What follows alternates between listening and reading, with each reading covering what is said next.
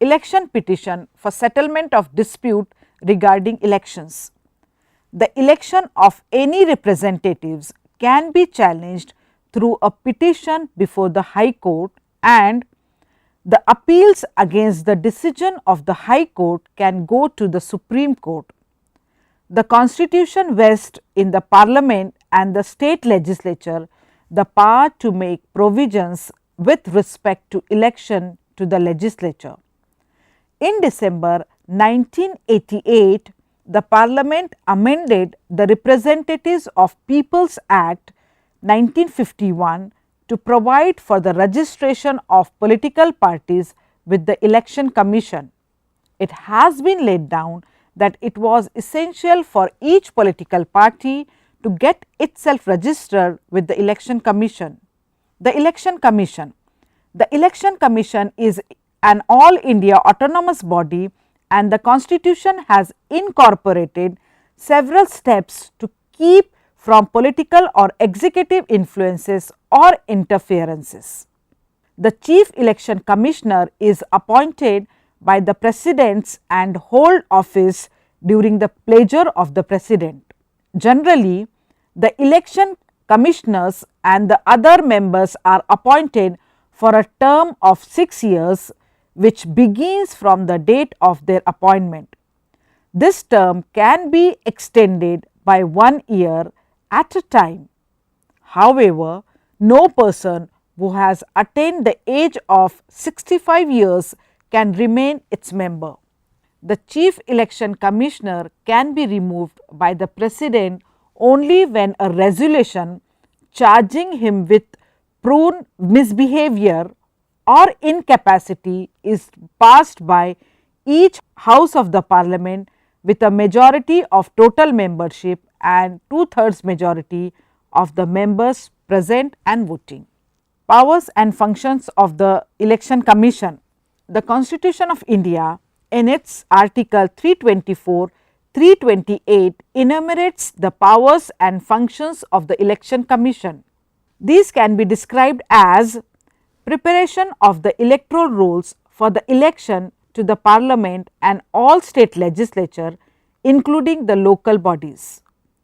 It also revises them in accordance with the provisions of the Constitution and laws enacted by the Parliament or state legislature. Superintendence, direction and control of all matters pertaining to the election of the President, Vice President, the Parliament and state legislature. Rendering advice to the President and the governors on the question of disqualifications incurred by the members of the Union or state legislature. Appointment of election officers for inquiring into the disputes arising out of or connected with the election arrangements. Settlement of disputes regarding the allotment of election symbols to the parties at the time of elections. Preparation of the order for central broadcast and telecast and allocation of days and time to different political parties. Exemption of persons from disqualification imposed by a judicial decision. Notification of dates and schedules of the election and scrutiny of the nomination papers. Procuring the necessary staff for the conduct of the elections from the President and the government of the state. To determine the code of conduct to be observed by the parties and the candidates at the time of elections. To ensure that the voters' lists are kept up to date at all times and to see that there was no errors therein. It decides disputes regarding the election symbol in the event of splits. The Commission can disqualify a candidate if he fails to submit his election return within a prescribed period. I conclude, every election is a turning point in the history of India.